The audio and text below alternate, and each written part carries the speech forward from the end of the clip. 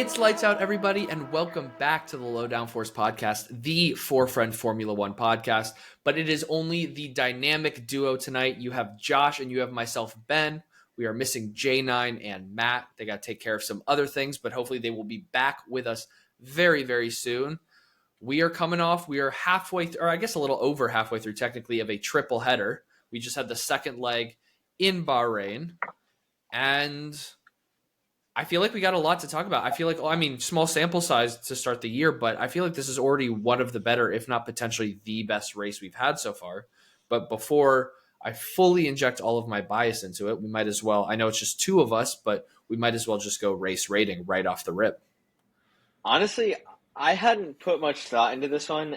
I'm going to give it a 7.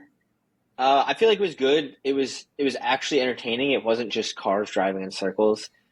We had some overtakes. We had some tire strategy. We didn't have any weather, but I think in terms of races this season, it was definitely up there so far as it was either this or Australia, I think, really are the two good ones.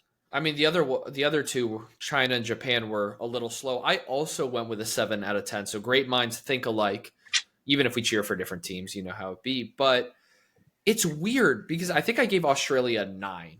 And it's true. I think in some ways it was better. There wasn't as much racing under safety car as in Australia. You had a lot more on-track racing, a lot more overtakes than we've seen all year by far. But I can't decide if the timing of the safety car in this one helped or hurt. It's hard to say. It definitely hurt Ferrari. I mean, it definitely hurt. It definitely hurt some teams and some drivers more than others, but I can't tell. It's like we were already on the trajectory of like good different tire strategy, and the undercut was really, really powerful. The safety car like leveled the playing field, but it also meant that we had a lot more battles all the way up until the end of the race. The only thing this race was really lacking, and I don't think it's the end-all be-all, but some people will say it's a important criteria for a great race, is the only thing we didn't have was a fight for the lead. I mean, spoiler alert, but Oscar Piastri ran away with this. Dominant. And then as soon as the safety car ended, he ran away with it again. So, but, I mean, Oscar started in the lead, and he kept it all the way through. But to get that lead, he had a great quali. That he did. Getting into the quick quali corner won't take too long in it. Although I feel like there were a lot of people out of sorts. I know I'd normally just highlight one person that did well, one person that did poorly. I feel like there was a lot going on, starting with the bummers. Liam Lawson, for me, I mentioned this, I think last race review. Liam Lawson might actually get out of Formula One pretty quickly. It's not going to be like kick him out halfway through the season, but I'm not going to rehash exactly what I said, but everybody was talking about him not doing well enough for the Red Bull seat. He's now toe-to-toe with another rookie, somebody with even less experience than him. And so far, Hadjar 2 for 2 is kicking his butt, both in qualifying and in the race. And not even close. Yeah, I don't even know if it's a confidence thing, but it's not even a Red Bull versus V-Carb thing. Like Liam Lawson is even dragging down V-Carb. I mean, he's out in Q1. Hadjar barely misses out getting into Q3. So, I mean, he's got to show some improvement, hopefully get his swagger back, and slightly less pressure, slightly more comfortable, familiar team in V-Carb. But the actual other bummer I'm really going to shout out, and I'm surprised that there hasn't been more kind of internet reaction and clowning, is the FIA. The FIA deleted Nico Hülkenberg's Q1 track time. He qualified 15th, the last spot to get into Q2, just knocking out Alex Albon. And then after qualifying, they deleted his track time, which means that Alex Albon rightfully should have been in Q2. And who knows, maybe it was a bad lap. Maybe Alex Albon wasn't on it. Maybe he qualifies P15 anyways, which is where he gets to after, the demotion of Nico Hülkenberg because of the deleted time. But we saw Carlos Sainz made it all the way to P8. And Alex Albon has been the better Williams driver this year, so there's reason to believe if he found his groove, Alex Albon could have been P8 or better. And it's one of those things, we see it all the time, track times get deleted. I don't know why it took the FIA so long for this. I mean, the other argument here is just that he should have put together a better lap earlier. and don't put yourself on the cut line in the drop zone to miss out on the next session. It's so true. But the FIA did mess up, and he unfortunately had to start back in 15th. I mean, he was another driver who got really shafted by the safety car because he went long enough on his first stint and was on hards that he was going to run a one stop in the race. He was running in P13 when that happened. And we know, I mean, you'll get us into the race in just a sec. Like Carlos Sainz wound up struggling. Like Alex Albon could have easily finished in the points, if this doesn't happen in qualifying.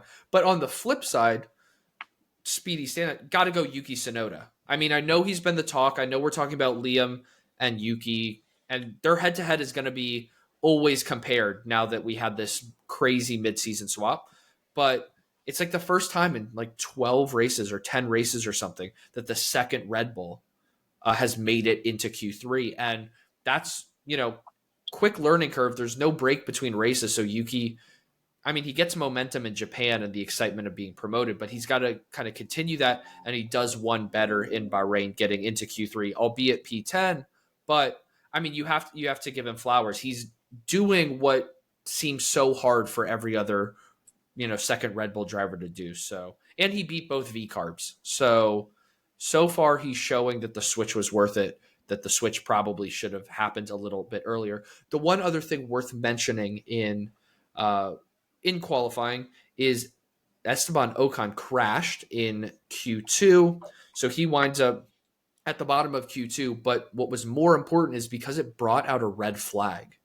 Mercedes, both of their cars left the garage before the FIA posted a resume session time. So if you're watching the broadcast, it'll say, the session will restart at, 7:37, 8:45, whatever the time is.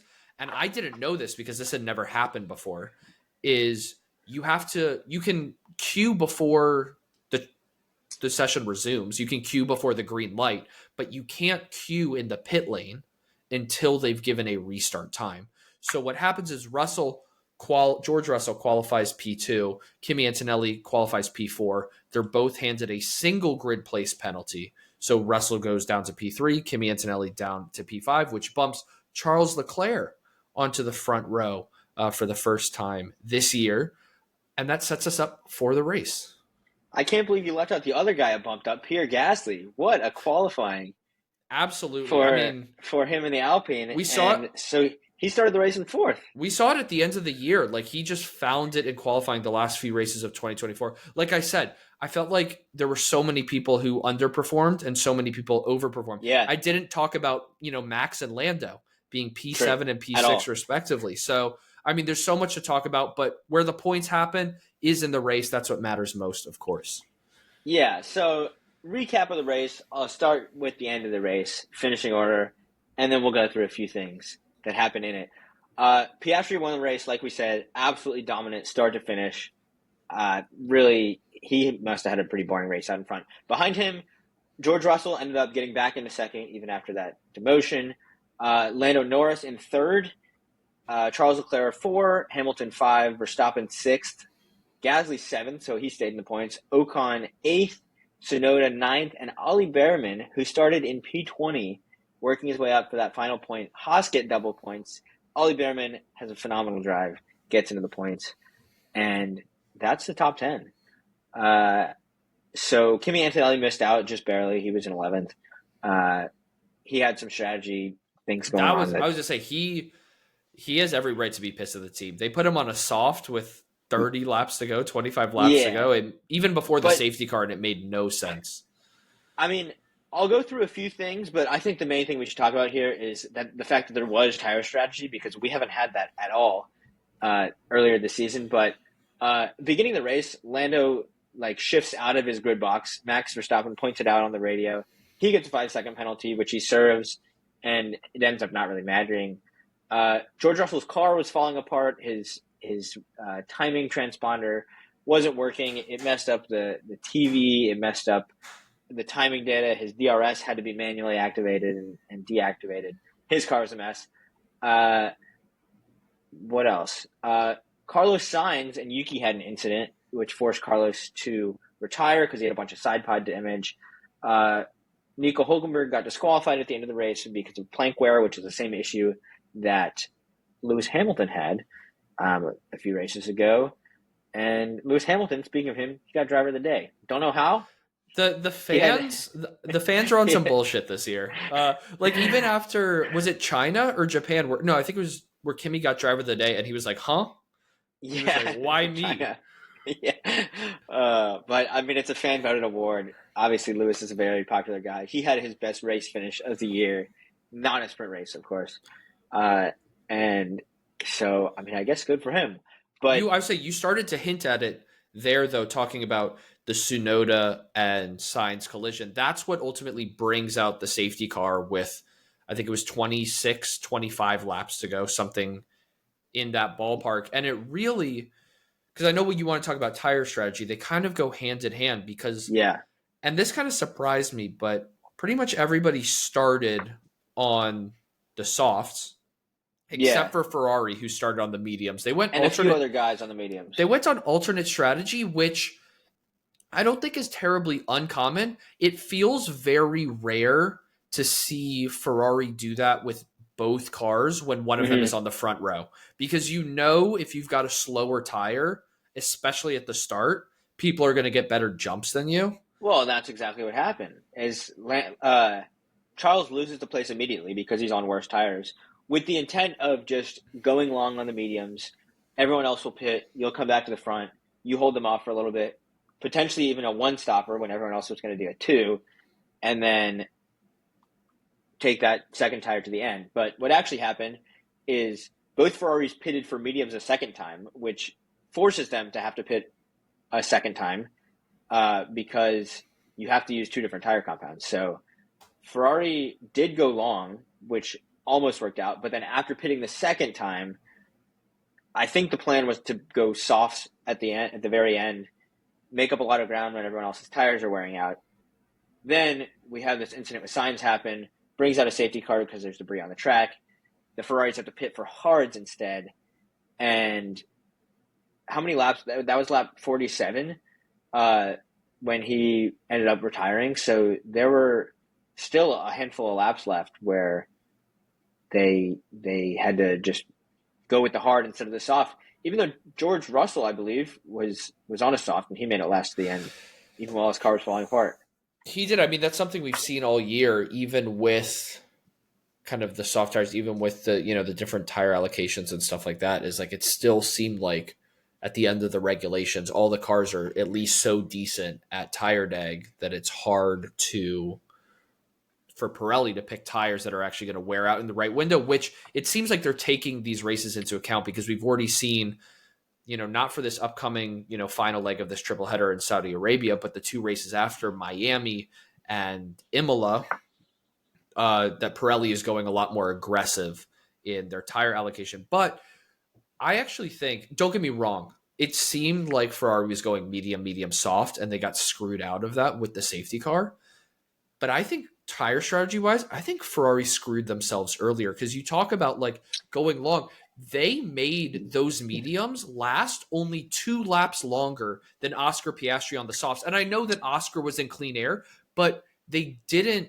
I mean, Charles got past Lando, so there clearly was a tire delta. But unless they were really struggling, they pitted so early that there wasn't such a massive tire delta, but also they left themselves so long to go. Like, even if they went on the hards, like the only person who really tried to go on the hards was, like I mentioned, was Alex Albon for the one stop. And he did it. I think he didn't pit till 4 or 5 laps after Ferrari did. So it felt like they just used a slower tire for the same length as a lot of the drivers around them got to use the softs. Yeah, and other drivers were having trouble with the hards also, and the hards were just not the right tire for this race. And the correct strategy that almost every other team did was to start with the soft, switch onto the medium, because the hards, they just didn't provide that advantage that you needed. Well, I mean, you were talking about Lewis Hamilton. I think the first radio message, like 2 laps after he put the hards on, was "This tire sucks." Yeah. Which, I mean, that's the thing, though. You never know. It's like, that's why, people say, oh, what does practice matter? What does qualifying matter? Like, qualifying, we know it's important. Obviously, we've seen so far this year is pole position has won every single race. Yep. This was no different. And it has to do with having clean air in front of you, not taking all the dirty, hot air and overheating your brakes, overheating your tires behind. But it's also why practice is so important.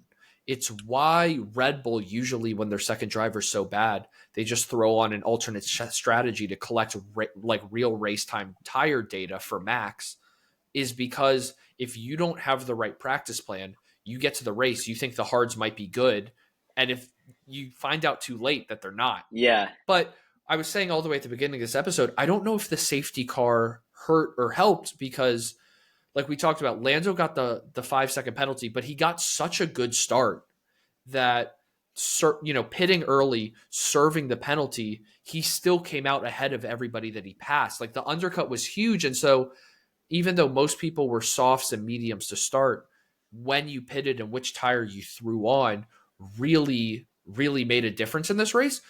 The thing that's interesting, though, is with the safety car, it forced everybody's hand a little bit. Pretty much everybody pitted. Yep. But in the top 6, we had both of the Ferraris on the hards. We had both of the McLarens on mediums. We had George Russell on a soft that he made last until the end of the race. Like, I do feel like we still got good jeopardy of different teams gambling. And, things play out slightly differently. Lando trying to pass Charles winds up actually getting overtaken by Lewis after the restart. I think if he's more conservative there and gets past Charles quicker, I think George actually has to burn his softs. Like I think George got lucky that Lando was fighting Charles so much for third that he didn't have to burn his tires as much as he might have had to. But that's what we want in Formula One. Like, okay, we didn't get it for the win, but podium positions were at stake until the last lap of the race. I mean, Lando was going for a pass on George on the final lap.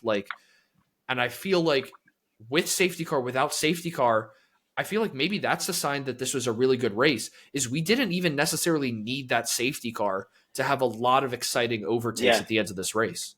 Well, and even not right at the top is Verstappen did pass Gasly on the final lap. Gasly had been doing incredible defending against Max. Max had the better tires, the fresher tires, the faster car. And it did take him until that last lap to get past him. And, I mean, good on Max there. But, there was exciting, there was defending, there was overtakes. Like, we finally had a real race. I was going to say, it was great to see. And we're going to another great circuit in Jeddah in Saudi Arabia with a lot more aggressive tire allocation from Pirelli. That's usually common for street tracks. But yeah, we're starting to see, I think Ferrari as a whole, they missed out on the podium, but generally speaking, they looked a better car. And they even said that this wasn't necessarily the track it was going to look the best at. I feel pretty comfortable saying that even with Kimi Antonelli as a rookie, Mercedes has taken a huge step up of consistency from last year. So everybody was really shocked. Mercedes all the way down in 4th. Because, I mean, when you had Lewis Hamilton, when they had by far the best car, it was easy to rack up both championships, both the drivers and the constructors. But this feels more like a return to form this year for Mercedes. So, yeah, I mean, they're in the second fastest car now. Definitely. It is good for the Ferrari that they're getting a little better, but they're not my top for the week. I think we should go into top and flop. Let's get right into it. It's just us. It's obviously a quick episode, even though there's so much to talk about. But hey, you're pushing for top. Go right into it. It's not Ferrari, but it is another guy in a car with a Ferrari engine from Haas, and that's Ollie Behrman. We mentioned he started P20, ends up with a point, and just a great drive. The team radio afterwards was great. His dad was on the call and said how proud of him he was, and you could tell how it really felt like a good drive for him, and it obviously big for the team to get double points there. And Haas is really contending to be the best midfield team this year. They've been really good, and that's a big step from where they were a few years ago. I think it's impressive how it's happened so far. So they were horrendous in Australia, and people were everybody is so quick to judge in this sport because there's something about Formula One. There's a trophy at the end of every race. you get written in the history books for winning one race, even if it's a fluke, Yeah. whatever. So it's like, it's not necessarily like winning the Super Bowl, winning the World Series, but it feels like a playoff win almost, like every time. Kind of, it's that Yeah. level of competition. And so everybody's writing off Haas after Australia. They're like, they're nowhere. They might actually be the worst team, especially, I mean, crazy conditions, but Nico Hulkenberg in the Sauber makes it all the way up. I think he was 7th or 8th. So I think he was 7th. So it's like, oh, okay. So the worst team scored points. Haas was nowhere close. They're done for. And then they immediately bounced back to double points in China. And okay, maybe Ocon would have done better, if he had survived Q2 without crashing. But Haas had a really bad qualifying. Ollie Behrman, like we said, last place by quite a bit too. He just couldn't hook it up in qualifying. So it wasn't even just like, oh, they had a good qualifying that set them up for a good race. No, they had a terrible qualifying and just purely on the track, benefited from safety car. Ollie Behrman made up 5 places in the first lap. And most of that was just going into turn 1. He just slid it between 2 cars, which was sweet. It was awesome to see. Yeah. And it's never going to get recognized as like Max Verstappen winning from 16th in Brazil last year because, the glory goes to the king, glory goes to the winner. But taking a midfield car in a very tight field at the end of regulation, P20 all the way up into the points P10, like we talk about at the front, like the closer teams get, the more every point matters. So this could be a very valuable point come the end of the season. Speaking of another midfield team, we've talked about him a little bit. Got to go Pierre Gasly. And I know we saw this form at the end of 2024, but as we see, nothing is guaranteed in the sport. You can be great one week and horrendous the next, and vice versa. He's half a lap away from holding off Max. And okay, there was different tires and stuff like that. Like it made sense that Max passed him, but for almost the entirety of the race, Gasly was running ahead of Max Verstappen on merit. And we can get into, if we want to, Max had terrible pit stops and his car seemed to be rough this weekend, but purely on merit, even starting P4, you expect him to fall back because, at this point, Lando's behind him starting the race. Lewis Hamilton is behind him starting the race. Max Verstappen is behind him starting the race. They're some of the best drivers and best cars on the grid behind you. Like it's difficult to stay up, and it would have been easy for him to fall all the way back, especially how close it was between like P9 and P12, P13 right at the end of the race. But he hangs on. He just drives a great race all race, and that came all the way from qualifying, putting together a mega lap when it mattered. And if this is his return to form, much needed because this was Alpine's first points of the season. So it immediately gets them off the bottom.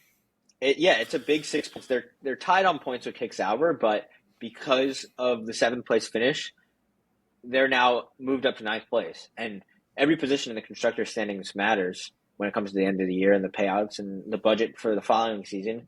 So, really just an all-around great weekend.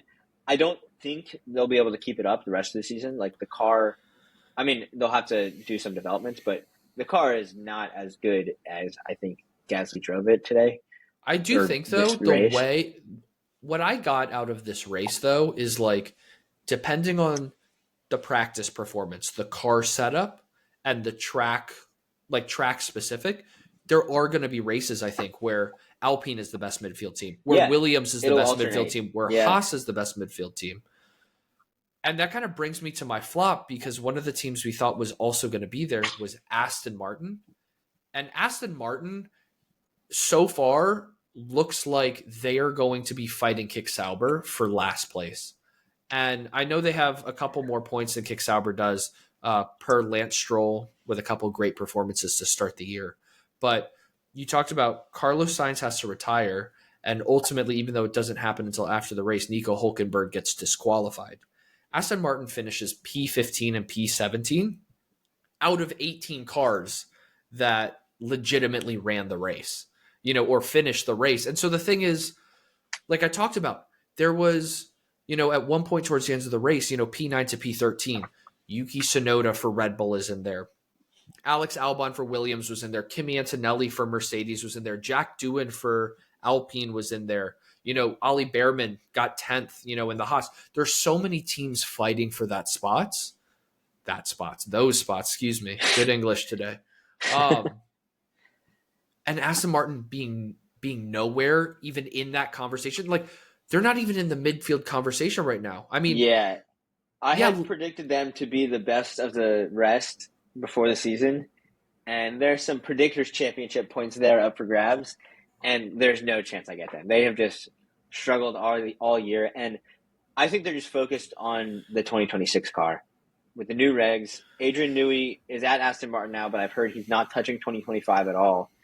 And I think the plan is just to go all in for next year and try and really compete in the next generation of cars. It just feels. I mean, you're spot on. I think Aston Martin is putting more eggs into their 2026 basket than maybe everybody except for Kick Sauber, who's becoming Audi.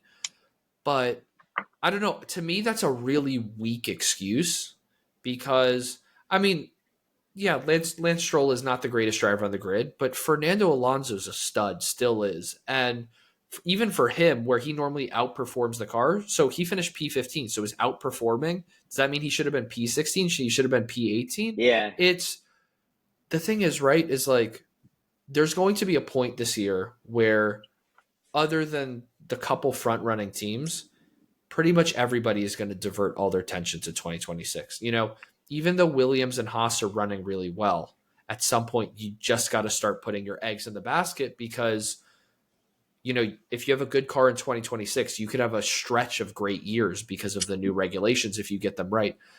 To me, Aston Martin probably still had expectations, like you predicted, for best of the rest. They probably expected P5, P6, and I know they're not necessarily as cash strapped as some of the like smaller teams. Aston Martin, huge brand. Lawrence Stroll, you know, it's the Lance Stroll project. He's willing to throw as much money as possible as he can at it. But I mean, if they thought they were going to get P5 in the Constructors Championship and they get P9, that's like $30-40 million of prize money that they were expecting that they don't get. And like I said, maybe they're not as cash strapped as some of the other teams, but it just feels like a weak excuse to say, oh, 2026 is all that, and we just totally flubbed this year. I mean, Adrian Newey's a baller. There's so much importance on engines, not even the aerodynamics. Like, they can have a great aerodynamic car if their engine, you know, if Mercedes doesn't get the engine right necessarily, like, there's no guarantee that this gamble even pays off for Aston. If everybody does really well, Aston could still be P5, P6, P7, P8. So, you know, they had an advantage, at least a little bit of one, if they just kept working on this car, and they seemed to stop, and everybody else not only caught up, but passed them. We'll see how it plays out next year when we have the new cars and we see if these big bets paid off. My flop is the Red Bull pit crew. We mentioned it a little bit earlier, but they had some really bad stops, and it's because the light that releases the drivers once all the tires have been changed, it never changed off of red. So both Max and Yuki sat in the pit box waiting to go out when they could have been released because the light didn't turn green, and it put Max in traffic. They lost a bunch of time. Terrible all around. And it very un-Red Bull-like mistakes. I would say they were known for so long as just being automatic. Like, I think, and this is what I love about Formula One is, yeah, having a great driver is critical. Having a great car is critical, but there's so many big umbrellas or buckets, if you will, that have to go right for you to be the best car, best team, all of that. It's the car, it's the driver, it's the pit crew, and it's the strategy. And what made 2023, when Red Bull won all but one race, it was so bleak because, I mean, they had the fastest pit stops too. You know, they had the best strategy. Like, they just destroyed everybody. But you don't expect to see bad pit stops from the top teams. And you didn't even mention Max's second pit stop, where the front right tire gets stuck. It's a long stop. He comes out in P20. He's literally at one point running. I mean, he quickly gets past Bortoletto, but how often is Max on merit running 20th in a Grand Prix? Yeah, I mean, and Max had a great drive. He doesn't take the blame here at all, but really bad mistakes by the pit crew, and I don't know if Max could have done much better than where he ended up finishing, but maybe he could have passed Gasly a little earlier and then even caught Hamilton potentially, but who knows? But it definitely seems, I mean, we've been talking for a while, even well back into last season, but it seems like the beautiful facade of dominant Red Bull has fallen, and we're starting to see the cracks in the wall. It got so bad in an interview after the race, they asked Max if he had a lot to talk about with the team to like debrief what went wrong. And he was like, I don't feel like talking to them right now. And simultaneously, reports are coming out that Max's agent absolutely ripped into Helmut Marko, who's the head of the driver program at Red Bull. And then the last I saw, there's even a BBC article, so credible sources, of Helmut Marko for the first time like admitting that Max's future at Red Bull is in jeopardy if the team keeps messing up. And it's crazy because, you know, all of Formula One, all the teams, all the drivers, they're a bunch of shit stirrers. They're all divas. Like, it's so funny and entertaining to watch as an outsider.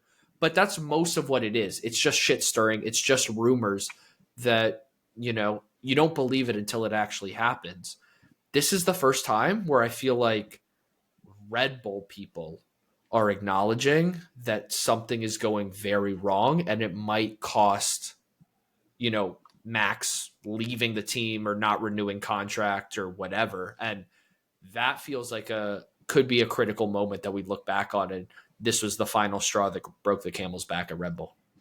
What's not going wrong is our predictions. Finally. Because I led the way again with getting 3 predictions right. I had Piastri for the win, Norris in third, and Piastri on pole. You and Matt each had 2 predictions right. Both got Piastri for the win. You had Russell P2, and he had Norris P3. And J9 unfortunately got nothing. So overall standings, and none of us got our hot takes. Overall standings, I'm in the lead with 11th, Matt 8, J9 6. Ben, you're catching up. You got 4 points. Still in the last. I'm kicking myself. I'm looking at my notes from that episode, and one of the spicy hot takes I didn't go with was Yuki Tsunoda will score the first second seat Red Bull points of the season, which would have cashed. Oh, I said Yuki top 6, so that was even hotter. But we'll make more predictions about the Saudi Arabian Grand Prix coming up. That's right. You want good racing? You get good racing. We are right back into it. We're going to the final leg of the triple header in Saudi Arabia. It is the Jeddah Street Circuit. So think Australia, but without the rain. There's not going to be rain in the desert, but it's high speed, and the walls are very close. We see accidents every year in qualifying, in practice, in the race. You have to be on your A game the whole way through, and there's a lot at stake. The constructors is getting wider, but the Drivers' Championship, there's only 4 points now between the McLaren drivers and Max Verstappen sitting only 8 points off of Lando Norris in the lead. So it's all in the mix, and Ferrari and Mercedes are looking as good as they have all season and better than last year in some ways. So a lot to pay attention to. Like I said, that's coming right up again this weekend. We will get you ready before that race, of course, for the Saudi Arabian Grand Prix with our predictions, as Josh mentioned. So until then, stay speedy, everybody. Goodbye.